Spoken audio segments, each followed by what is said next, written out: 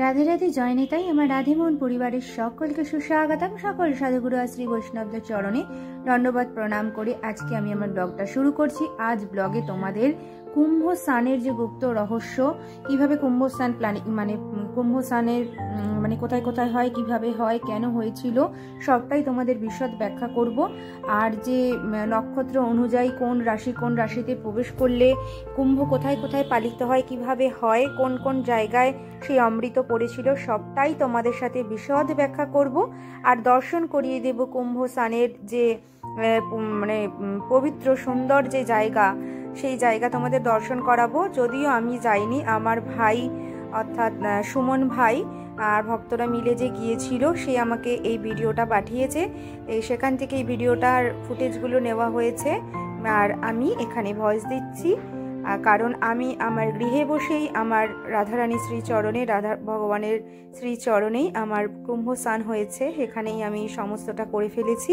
আর তোমরা সবাই গৃহে বসে কিভাবে, যারা যেতে পারো নি একান্ত, তারা কিভাবে গৃহে বসে তোমরা কুম্ভ স্নান করতে পারো, সেটা আমি পরবর্তী ব্লগে বলে দেব। আর এর পরবর্তী যে শাহী স্নান রয়েছে, সেই শাহী স্নান রয়েছে 26শে ফেব্রুয়ারি। তার আগেই তোমাদেরকে জানিয়ে দিচ্ছি। সাথে থেকেও, পাশে থেকেও লাইক কমেন্ট শেয়ার করতে একদম ভুলো না। আর দর্শন করে নাও সেই কুম্ভ স্নানের সুন্দর মুহূর্তটা। রাধে রাধে। আগেই বলে দিই, কুম্ভ মানে কি? কুম্ভ মানে হলো কলস। এখানে কলস হলো সেই অমৃতময় কলস। যখন সমুদ্র মন্থন হয়েছিল, সেই সমুদ্র মন্থনের সময় সমুদ্র মন্থন করেছিল দেবতা আর অসুরেরা একত্রিত হয়ে। কিন্তু এই সমুদ্র মন্থনে যে মূল্যবান সব ধাতু বেরিয়েছিল, তার মধ্যে এই ধন্বন্তরী নিয়ে উঠেছিল সেই অমৃত কলস। ঠিক আছে, সেই কেন্দ্র করেই আর কি এই বিশদ আলোচনা। সেই অমৃত কলসকে নিয়েই দুই সম্প্রদায়ের মধ্যে, দেবতা এবং অসুরদের মধ্যে সংঘাত ঝামেলা কারা পাবে। এবং ভগবান তখন নির্ধারিত করলো যে অসুরদের মধ্যে যদি এই অমৃত চলে যায়, তাহলে এই পৃথিবী বিকল হয়ে যাবে, ধ্বংস হয়ে যাবে। তাই জন্য তিনি দেবতাদেরই এই অমৃত পান করিয়েছিলেন, কিন্তু তিনি নিজে পাননি। এর বিশদ কারণ আমি পরে তোমাদের ব্যাখ্যা করে দেব, কারণ আজকে কুম্ভ মেলা সম্পর্কেই আমি বলবো। আর এখানে বলে দিচ্ছি যে সেই যে ধন্বন্তরী যে নিয়ে উঠেছিল অমৃত কলস, সেই কলস ভগবান গরুর যে পক্ষী অর্থাৎ ভগবানের বাহন, তাকে দিয়ে দিয়েছিল। সে যখন সেই কলস নিয়ে চলে যাচ্ছিল, 4 জায়গায় সেই কলস থেকে অমৃত পড়েছিল। এবং সেই 4 জায়গাতেই কিন্তু এই কুম্ভ পালিত হয়। সেই 4 জায়গা রয়েছে কোথায় কোথায়? এই 4 জায়গা রয়েছে প্রয়াগ, উজ্জয়িনী, আর হলো হরিদ্বার, আর হলো কোথায় বলো তোমরা? প্রয়াগ, হরিদ্বার, এলাহাবাদ, উজ্জয়িনী। এখানে পালিত হচ্ছে কুম্ভ স্নান। আর এই কুম্ভ মেলা অনুষ্ঠিত হয়। আর কোন কোন রাশির কিভাবে কোথায় প্রবেশ করলে হয় সেটা বলে দিচ্ছি। আর এটি নদী কেন্দ্রিক উৎসব, ধর্মীয় উৎসব, বৃহত্তর ধর্মীয় উৎসব পালন হয়। আর নদীকে কেন্দ্র করে বিভিন্ন সম্প্রদায়ের মানুষ, সাধুগুরু বৈষ্ণব সকলে সমবেত হয় এখানে। এবং এই মেলায় যাওয়া খুবই ভাগ্যের ব্যাপার। এখানে যে নদী কেন্দ্রিক সঙ্গম, সেই সঙ্গমে স্নান করতে হয়। স্নান করে মানুষ কি করে? তার পাপ মোচন করে এবং জন্ম এবং মৃত্যুর চক্র থেকে মুক্তি লাভ পেতে চায়। বৃহস্পতি ও সূর্যের অবস্থান অনুসারে যখন এই যে অবস্থান অনুসরণ হয়, তখন বৃহস্পতি ও সূর্য যখন সিংহ রাশিতে অবস্থান করে, তখন নাসিকের ত্রম্বকেশ্বরের এই কুম্ভ মেলা আয়োজিত হয়। সূর্য যখন মেঘ রাশিতে প্রবেশ করে, তখন হরিদ্বারে এই মেলা হয়। বৃহস্পতি যে গ্রহ যখন বৃষ রাশিতে প্রবেশ করে এবং সূর্য কুম্ভ রাশিতে অবস্থান করে, তখন প্রয়াগে এই কুম্ভ মেলা অনুষ্ঠিত হয়। সূর্য বৃশ্চিক রাশিতে অবস্থান করলে উজ্জয়িনীতে মেলা আয়োজিত হয়।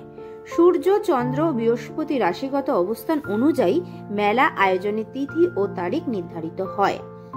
কুম্ভ নদীকেন্দ্রিক উৎসব, আগেই বলে দিয়েছি। এটা পূর্ণ স্নান। এটা কুম্ভ মেলার প্রধান অংশ হলো পূর্ণ স্নান, যে এই যে সঙ্গমে যে স্নান। ঠিক আছে।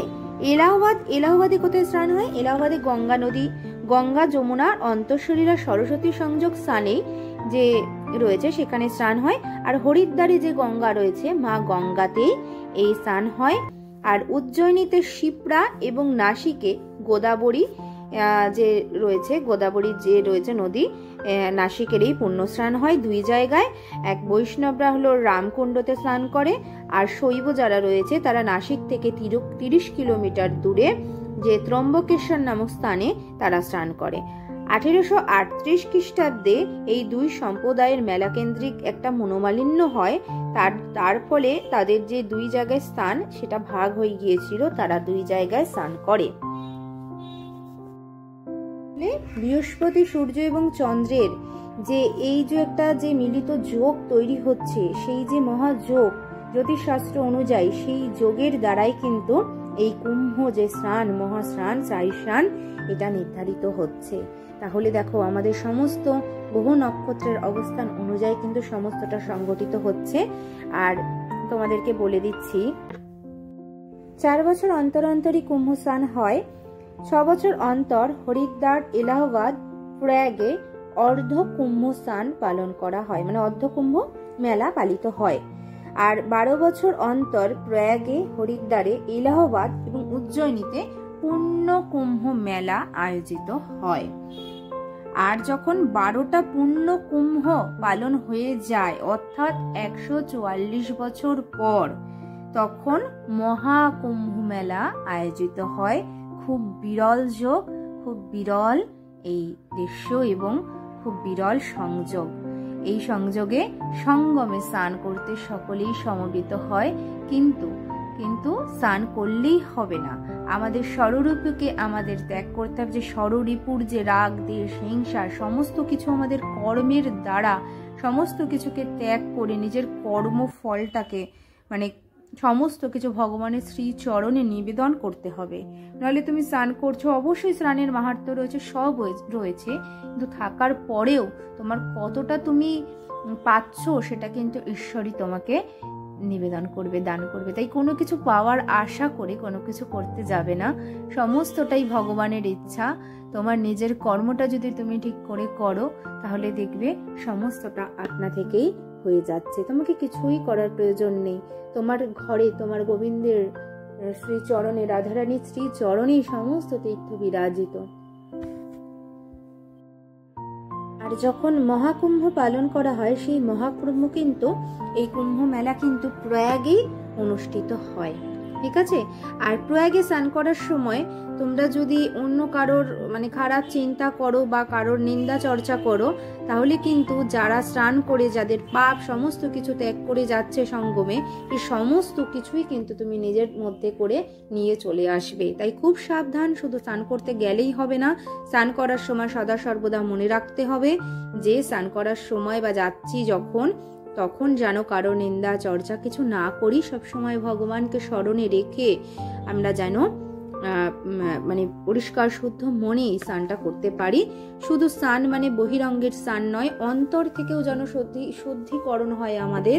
এই শুদ্ধিকরণের মানে হলো আমাদের হৃদয়ে যে ভগবান সর্বদা বিরাজিত, তাকে অনুভব করা এবং সর্বজীবে ঈশ্বর দর্শন করা, সকলের মঙ্গল প্রার্থনা করা এবং বিপদে আপদে সকলের পাশে থাকাই হলো আমাদের মনুষ্য জীবনের সবথেকে আসল উদ্দেশ্য।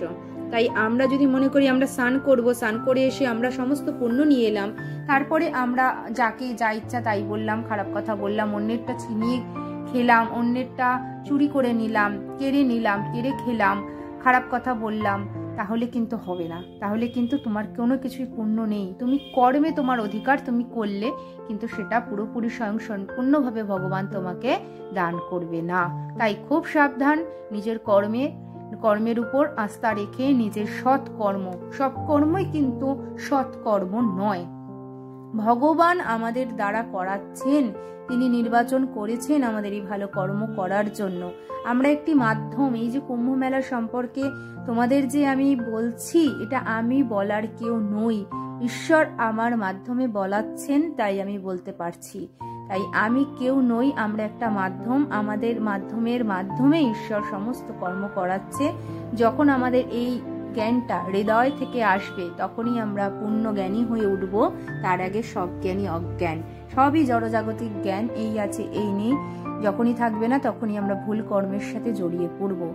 তাই তোমরা সাথে থেকো, পাশে থেকো, লাইক কমেন্ট শেয়ার করতে একদম ভুলো না। সকলকে জানিয়ে দিও কুম্ভ স্নানের মাহাত্ম্য। জয় প্রয়াগরাজ কি জয়, জয় কুম্ভ স্নান কি জয়, জয় জয় রাধেশ্যাম। যারা যেতে পেরেছো তারা স্নান করো, আর যারা যেতে পারোনি তারা কিভাবে গৃহে বসে স্নান করবে সেটাই পরবর্তী ব্লগে আসছে। রাধে রাধে, জয় নিতাই।